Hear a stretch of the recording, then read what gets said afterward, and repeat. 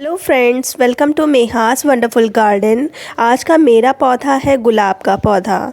मार्च और अप्रैल का मंथ ऐसा होता है जब गुलाब में बहुत ही अच्छी ग्रोथ हो रही होती है। अगर आपके प्लांट में ग्रोथ नहीं हो रही है तो कुछ आपने गड़बड़ करी है, तभी ग्रोथ नहीं हो पा रही। क्योंकि ये मंथ ऐसे होते हैं जिसमें ग्रोथ ये वाले मंथ और उधर अक्टूबर नवंबर में जो रोज़ का पौधा होता है बहुत ही अच्छी ग्रोथ करता है।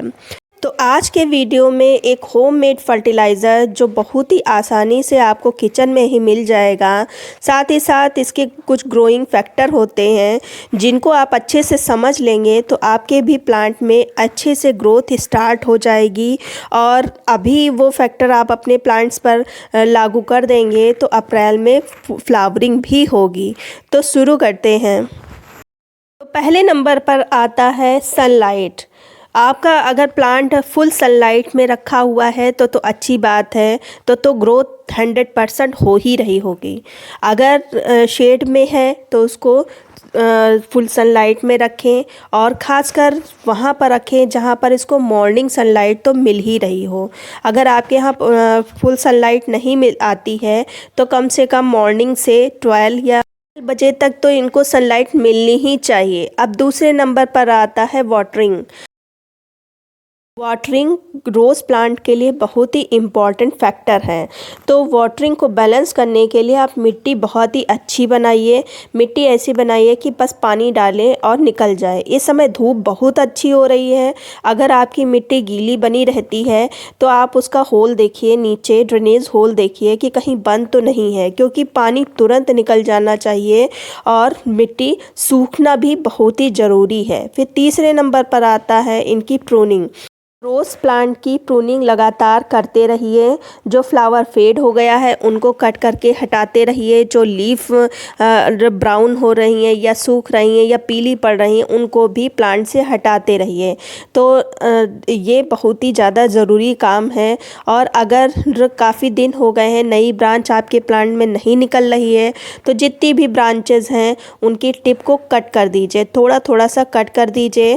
तो ये भी प्रूनिंग ही है, इससे कि जो हार्मोन है वो एक्टिव हो जाएगा और वहाँ से फुटाव आने स्टार्ट हो जाएंगे। अब बात कर लेते हैं इनकी फर्टिलाइज़र की। तो लगातार केमिकल फर्टिलाइज़र डालने से प्लांट स्टार्टिंग में तो बहुत ही अच्छी फ्लावरिंग करता है, अच्छे से ग्रोथ करता है, लेकिन कुछ समय के बाद जो ग्रोथ है एकदम से रुक जाती है। तो जब ग्रोथ ही रुक जाती है तो वहाँ फ्लावरिंग कहाँ से होगी। तो इसीलिए केमिकल, मैं ये मना नहीं करती कि केमिकल फर्टिलाइज़र यूज़ ना करें, एक्चुअली मैं भी यूज़ करती हूँ, लेकिन उसी के साथ साथ आप होममेड फर्टिलाइज़र भी यूज़ करें जिससे कि केमिकल और ऑर्गेनिक फर्टिलाइज़र का बैलेंस बना रहे और मिट्टी की पावर बनी रहे। तो इसीलिए मैं एक ऐसा फर्टिलाइज़र बताने जा रही हूँ जो आसानी से आपको किचन में मिल जाएगा। वो है सरसों। सरसों हर किसी के किचन में जो मसालों के डिब्बे होते हैं उसमें आसानी से ये मिल जाएगा।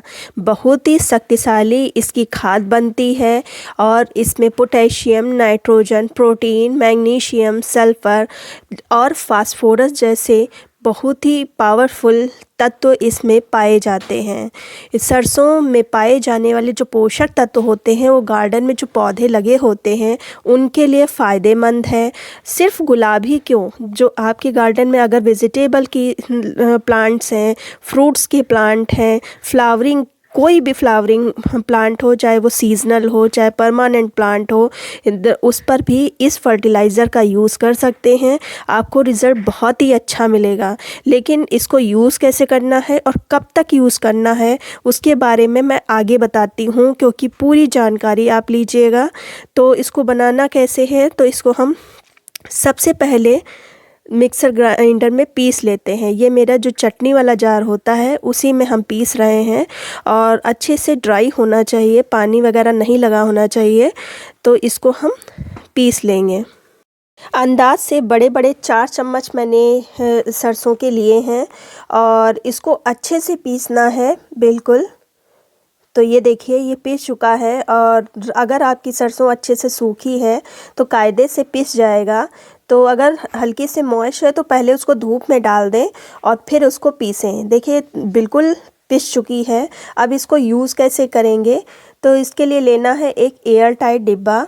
ये देखिए, ये एयर टाइट है, 1 लीटर का ये कंटेनर है और उसमें मैंने डाला है आधा लीटर पानी। अब इसमें हम डालेंगे 3 चम्मच भर के ये जो पाउडर है उसको। ये मेरी चम्मच थोड़ी कम भरी है तो मैं थोड़ा और इसमें डाल देंगे इसे। तो ये 3 चम्मच भर के ये डाल दिया है मैंने पाउडर। अब इसको अच्छे से हम मिक्स कर लेंगे, खूब अच्छे से मिक्स कर लेना है। अगर इसकी कुछ गुत्थियाँ वगैरह पड़ी हैं तो उनको फोड़ लेना है। फिर इसको कवर करके किसी शेडी एरिया में रख देना है जिससे अच्छे से फर्मेंट हो जाए, और किसी नमी वाली जगह पर ही रखना है। फिर कम से कम 3 दिन तक इसको रखिए, और ज़्यादा नहीं रखना है, सिर्फ 3 दिन ही काफ़ी होगा, क्योंकि बहुत ही ज़्यादा फर्मेंट नहीं करना है। फिर बहुत ज़्यादा फर्मेंट हो जाएगी तो ये बहुत ही ज़्यादा पावरफुल हो जाएगी। तो बहुत ज़्यादा नहीं करना है, बस 3 दिन काफ़ी होगा इसको फर्मेंट करने के लिए। तो अब देख लेते हैं 3 दिन के बाद क्या हाल है। ये देखिए, ये लगभग 3 दिन हो चुके हैं। अब हम इसको खोल लेते हैं। तो ये देखिए, ये बीच बीच में मैं इसको हिलाती रही हूँ और पानी का कलर एकदम येलो हो चुका है।